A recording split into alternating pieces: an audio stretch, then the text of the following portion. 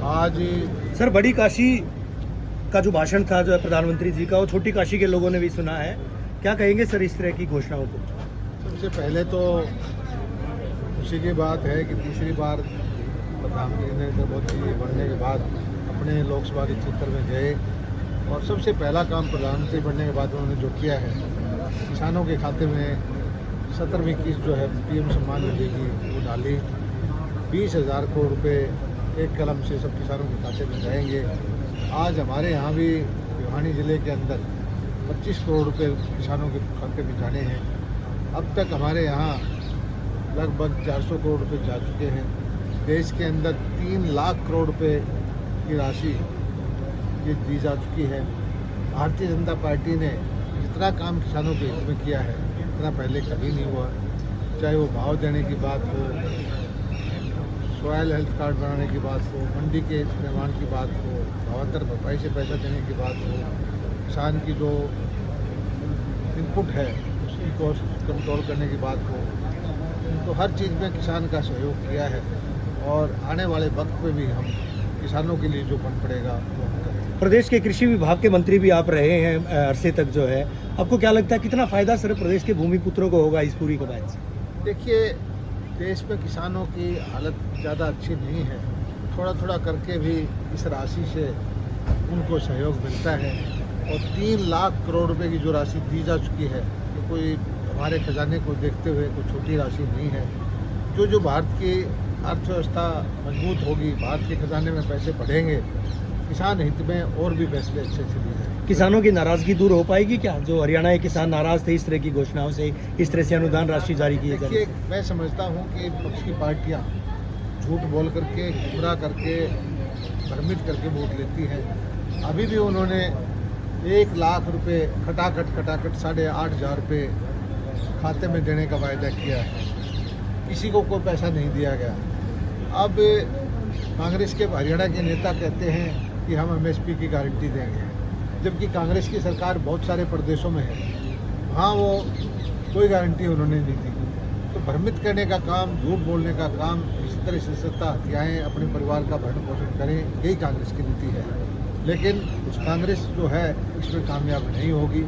अभी भी उन्होंने दम के झूठ बोला है, फिर भी लोगों ने भारतीय जनता पार्टी पर विश्वास किया है। सर, किसान हो या विपक्ष हो, वो कहता है कि ये सिर्फ जो खर्चा बढ़ा उसके मुकाबले 2,000 रुपये कुछ भी नहीं है। तो किसानों को चाहिए एमएसपी।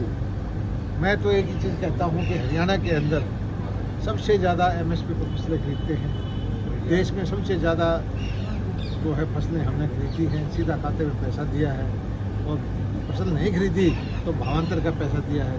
हरियाणा सरकार की नीतियाँ देश में सर्वश्रेष्ठ है किसान के लिए। कांग्रेस कहती है कि प्रदेश में जल्दी सियासी फेरबदल होगा। किस तरह का फेरबदल है सर?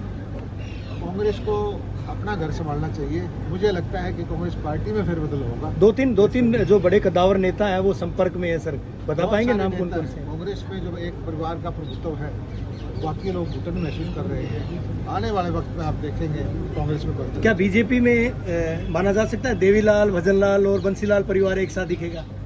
नहीं, हमारे यहाँ मनोहर लाल जी हैं और भी हमारे यहाँ बहुत सारे वो है। आपके पुराने करीबियों की भी कोई करीबी है सर? देखिए, बहुत सारे लोग जो है कांग्रेस में घुटन महसूस कर रहे हैं। कांग्रेस में एक गुट का कब्जा है, बाकियों को रोज अपमानित किया जाता है। चुनाव के दौरान भी आपने देखा होगा किस तरह से धक्का मुक्की करते हैं, बेइज्जती करते हैं।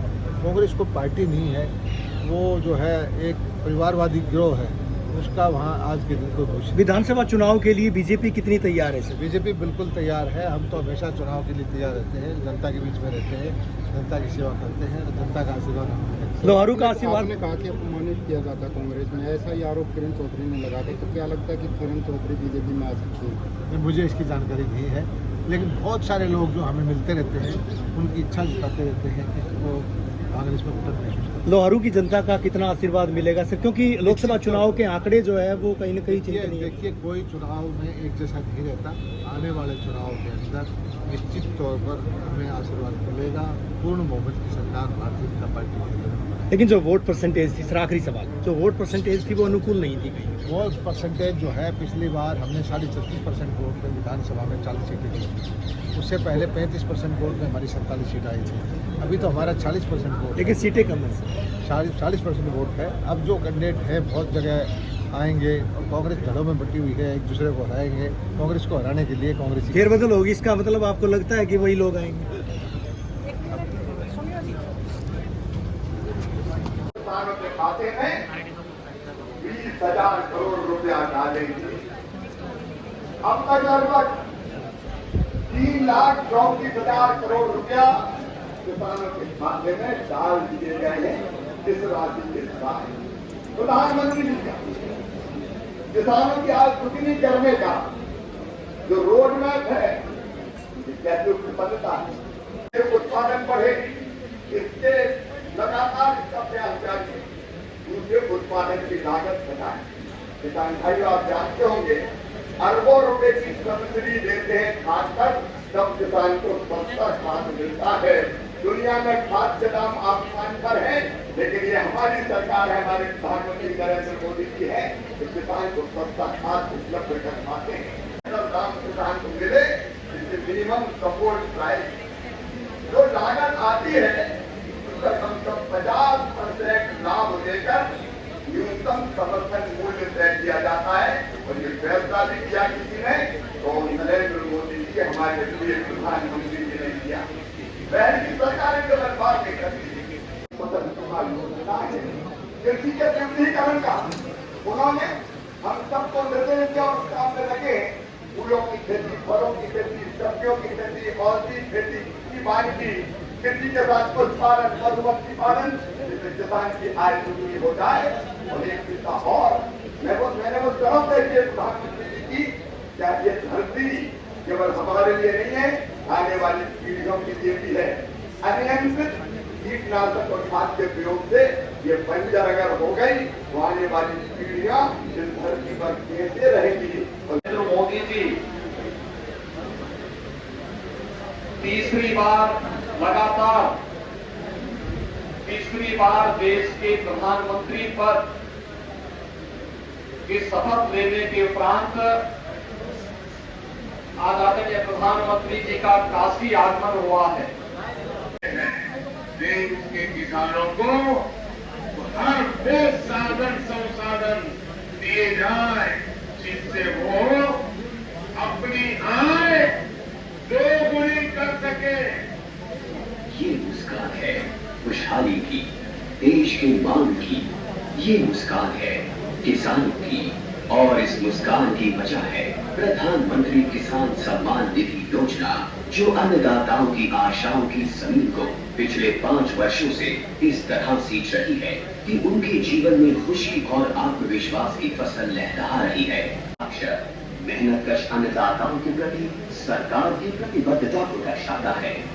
विश्व की सबसे बड़ी डायरेक्ट बेनिफिट ट्रांसफर योजनाओं में से एक प्रधानमंत्री किसान सम्मान निधि योजना में एक पारदर्शी प्रक्रिया के तहत सभी किसान परिवारों को 2,000 रुपए की 3 समान किस्तों के माध्यम से कुल 6,000 रुपए दिए जाते हैं। अब तक 16 किस्तों द्वारा 11 करोड़ से अधिक पीएम किसान लाभार्थियों को 3.04 लाख करोड़ रुपए से अधिक की धनराशि डायरेक्टली उनके अकाउंट में ट्रांसफर की जा चुकी है। प्रधानमंत्री किसान सम्मान निधि के तहत 6,000 की किस्तें मिलती हैं। यह हमारे लिए प्रधान था। प्रधानमंत्री किसान योजना इस योजना से किसानों के साथ समग्र कृषि का जीर्णोद्धार हुआ है। देश के माननीय प्रधानमंत्री श्री नरेंद्र मोदी जी के मिशन के तहत इस यूरोपियन यूनियन के